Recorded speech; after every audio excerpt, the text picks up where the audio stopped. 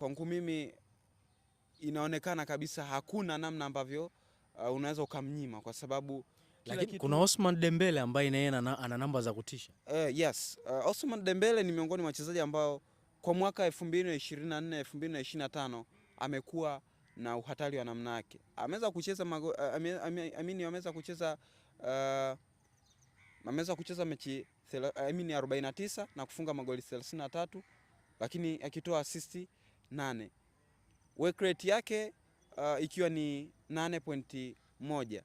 Unaweza ukashuhudia ni uwezo wa namna gani, lakini kile kitu ambacho ameendelea kukionyesha Lamine Yamal kwangu mimi nafikiri ni the best kuliko Ousmane Dembele. Jana kijana huyu wa Spain kwa maana ya Lamine Yamal alikuwa ni nyota ya mchezo kwa maana MVP of the match baada ya kuwa na work rate kubwa takriban 9 point kadhaa. Kwa hivyo unaona kwamba ni mchezaji wa namna gani. Sawa, Ufaransa ni moja ya mataifa ambayo sasa hivi nao wana nyota wengi, hasa ukiangalia katika eneo lao la ushambuliaji pale.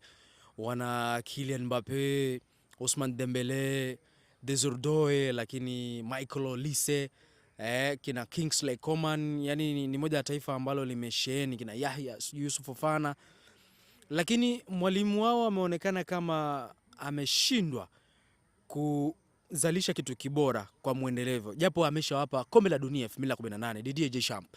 Inaweza ikawa ndio wakati sahihi wa chama cha soka cha Ufaransa kubadilisha mwalimu na kuleta mwalimu ambaye atakuja kuweka vitu ambavyo vitawafanya Ufaransa waweze kufanya vizuri kutokana na idadi kubwa ya wachezaji wazuri ambao wanao hivi sasa.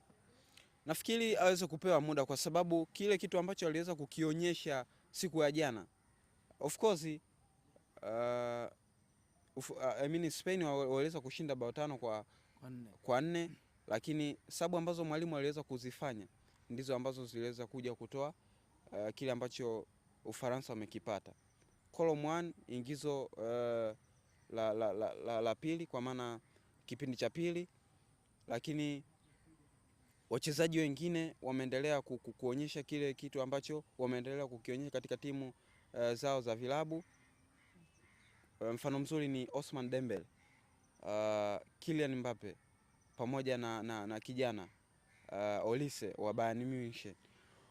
Kuna namna ambavyo mwalimu alishindwa kuchanga karata zake vizuri, hususan eneo la katikati. Eneo la katikati lilikutana na ushindani wa namna yake kutoka kwa kijana wa Barcelona kwa maana ya Pedri Gonzalez.